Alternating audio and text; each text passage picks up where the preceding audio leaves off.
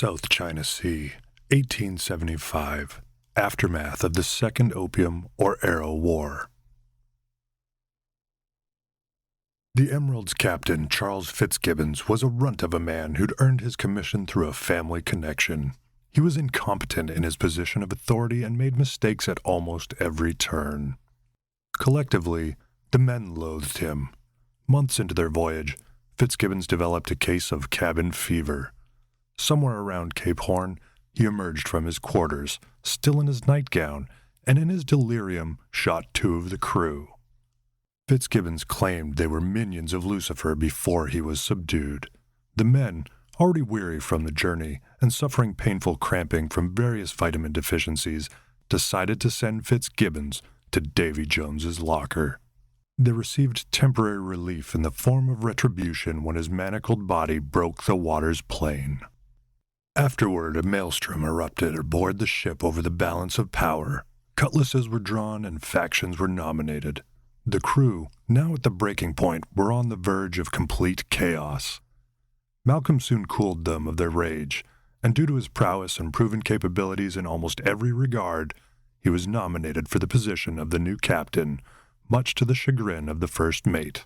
Nearly twice in height and width as Malcolm, the first mate, a hard man named O'Hanlon, challenged Malcolm to a bare-knuckle match for the captaincy and the right to the ship.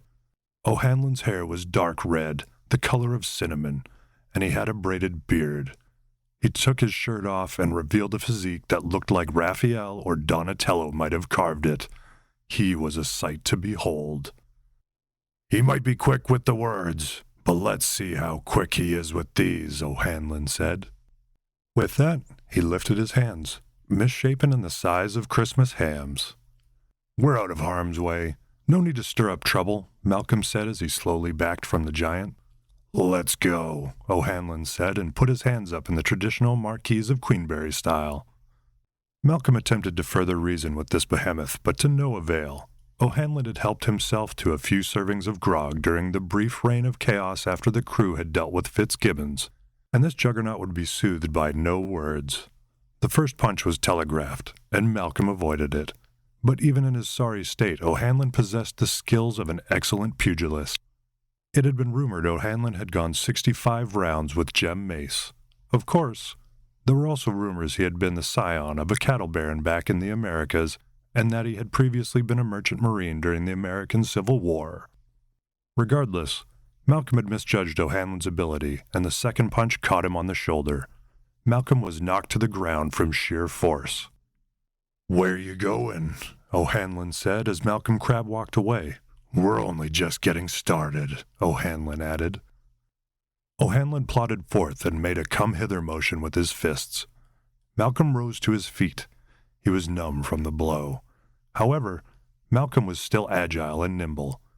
He ducked around the mast and kept enough space between himself and O'Hanlon. "Quit your stalling and come take your medicine. This is a stand down, not some square dance," O'Hanlon said. The boat had tacked at that moment, and the mast swung directly towards Malcolm, who rolled over the top of it and landed on his feet. The move surprised the crew, most of all O'Hanlon, who had let his guard down for a split second. The crew watched aghast as Malcolm cleared the distance between him and O'Hanlon. While Malcolm was undoubtedly a man of honor, this was not a proper match.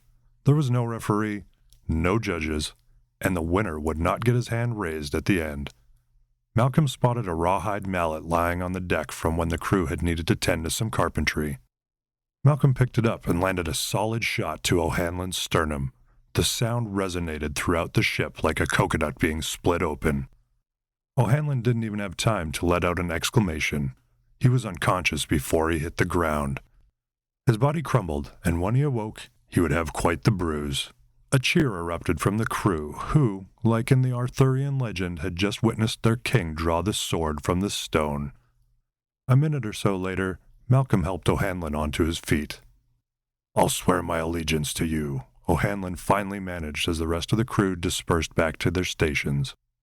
He repeatedly touched his chest where a knot was beginning to emerge. "But one day, I'm going to want my rematch."